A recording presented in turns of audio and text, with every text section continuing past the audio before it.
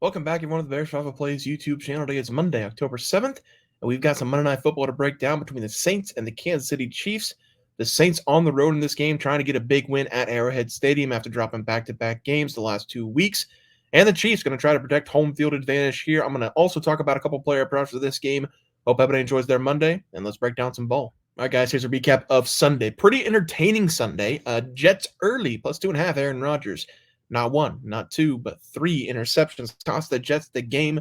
Robert Saleh, what are we doing? Nathaniel Hackett, what are we doing? Jets are a mess right now. Credit to the Vikings. They got the job done. They didn't play their best game, but they got the job done. Texans money line against the Bills almost blew it against Josh Allen and the Bills. Then Josh Allen and the coaching staff of the Bills blew it even worse. Buffalo had the ball on the their own 3-yard line, 3 straight passes. The Texans got the punt at the 45 of Buffalo. Quick slant, I think it was, maybe a handoff. I'm not actually. It was a dump off for the running back for 7 yards, and then Fairbairn, I believe it was, might not have been Fairbairn, but anyway, Houston's kicker came in, took the game for the Texans, 23-20. Commanders dominate the Browns. Commanders are good. Commanders are really good. They're a top 5 team in the NFL, and we got Pitt tonight, minus 2.5 on Sunday Night Football, going against the Cowboys. Should be fun watch for me. I'll probably have to scrape my eyeballs out. Josh Allen, over 1.5 passing touchdowns. Only passing touchdown was Keon Coleman. Zay Flowers, over 51.5, had a monster game. Didn't find the end zone, but I think he had 100-plus receiving yards. And then Tutu Atwell, second to last drive for the Rams, got himself over that number. I think he finished with 60-plus receiving yards in the game. So not a bad day on the player props. A couple games could have went different ways, like the Bengals and the Ravens game, which I didn't break down, apparently. The Bengals had a 10-point lead, 6 minutes left in the game. Somehow, some way, they found a way to lose that game in overtime after they had every opportunity to win that game. That's how the Bengals season has been going. Here's the leaderboard: 2-2 on the game pick, 2-1 on the player props, 4-3. Looking for the Steelers to get us a 5-3 day, so we don't go 500. Let's take a look at the Monday Night Football. Chiefs and Saints. Both these teams have been very confusing this season. The Saints coming out in the first 2 games, dominating their opponents. One of them being the Dallas Cowboys, stomping all over our souls. The Saints, they've now dropped back-to-back games, though. Over the last 2 weeks, they've not looked very good doing it either, losing to the Falcons last week in a game that the Falcons usually find a way to lose. The Chiefs are coming into this game undefeated, but this might be the worst undefeated team I've ever seen in my life. It's kind of like that Pittsburgh Steelers team in the last year with Big Ben. I think they started off 9-0 or something like that, then they lost in the first round of the playoffs. But typically we see the Chiefs don't try in the regular season, so I don't think it's any different than any other season. But the Saints, I don't know if they're a good team either. Dallas is horrible, that much we know. That win against the Cowboys is looking worse and worse week after week. With that being said, I'm taking the Saints here with the points, plus 5.5, because the Chiefs in the regular season historically have not been very good at covering the spread. They've been great in the postseason. They just haven't been concerned about covering spreads in the regular season. They shouldn't. They just want to worry about winning games. That's what winning organizations do. They just win the game. They don't care about the spreads. They don't care about anything else.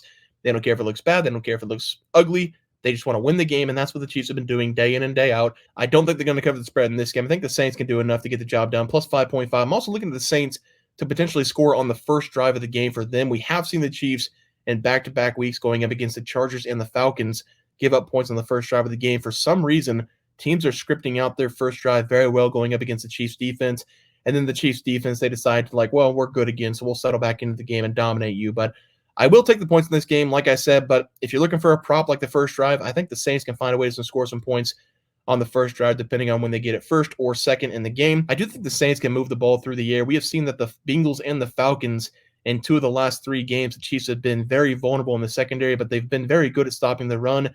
This game's going to be on the shoulders of Derek Carr, I think, which is usually not a winning formula for the Saints, but with the Chiefs' historic record in the regular season against the spread, I'm going to take the Saints here to cover the spread. I think it's going to be a close game, but the Chiefs, they're just going to find a way to win this game once again. 24-20 in favor of the Chiefs, but the Saints cover the spread plus 5.5. Let's go over some player props.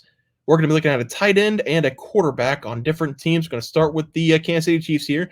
Travis Kelce, over 56.5 receiving yards. This is where we need to see Travis Kelce take a big step forward. We saw it last week a little bit going up against the Chargers. He finished that game with 7 catches, 89 yards. I don't care how good the Chiefs' record has been. This offense has been struggling this season. The defense has been bailing them out game after game after game. And the play of Patrick Mahomes, I don't even know if he's a top 10 quarterback right now. Obviously, the talent is always there for him to be a top 10 quarterback, not only a top 10 quarterback, the best quarterback in the NFL, but he's making some really bad mistakes. He's throwing the ball down the field into double coverage. He's making plays that we usually don't see Pat Mahomes make in his career. Again, this has been the normal Kansas City Chiefs over the last couple of years. They sleepwalk through the regular season. They get into the playoffs. They find a way to beat the best teams in the NFL. But in this game, we got to see Travis Kelce get himself involved in this game plan because he's really the only thing the Chiefs have in this game besides Xavier Worthy, their rookie wide receiver. They brought in Kareem Hunt. He might be decent in the passing game, setting up some screens, but only threat down the field in this game, and especially in the middle of the field, is going to be Travis Kelce and the other tight ends that the Chiefs have, like Noah Gray. The Chiefs also might want to try to keep the ball on the ground in this game with Kareem Hunt coming in, but this Saints defense, they've been really good at stopping the run, so I do think the Chiefs are going to have to throw the ball. I think the Chiefs can get the ball moving through the air. I'm going to take Travis Kelce here, over 56.5 receiving yards as the play. And for the last player prop of the day, we're looking at the Saints. Give me Derek Carr, over 1.5 passing touchdowns, plus 195. And this line doesn't make a whole lot of sense because the Chiefs, they've been really good at stopping the run. Both these teams have been allowing less than 100 yards per game on the ground, and both of these teams have been pretty bad through the air this year, both of them being bottom 10 in the NFL. Chiefs giving up 227.8 yards per game, Saints giving up 233.8 yards per game through the air. Kansas City, that defense looked pretty good last week going up against the Chargers because Justin Herbert, he was banged up. He really couldn't throw off that ankle. He couldn't scramble out of the pocket very well either. But like I said before, they did struggle in the first couple series against Kirk Cousins as the Falcons took the ball in the first drive and they went right down their throat, scoring a touchdown. The week before that, Joe Burrow, he found success through the air, 258 yards and a pair of touchdowns in that game.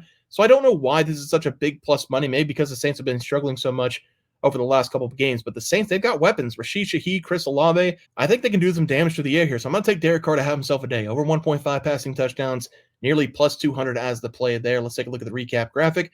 We're going to be taking the Saints plus 5.5 against the Chiefs. Travis Kelce, over 56.5 receiving yards against the Saints. And then Derek Carr, over 1.5 passing touchdowns at plus money going up against KC. Guys, it's going to do it for the NFL plays and props for Monday, October 7th slate of games. If you enjoyed the content, please be sure to drop a like on this video and subscribe to the channel below. See you guys next video, and thanks for watching.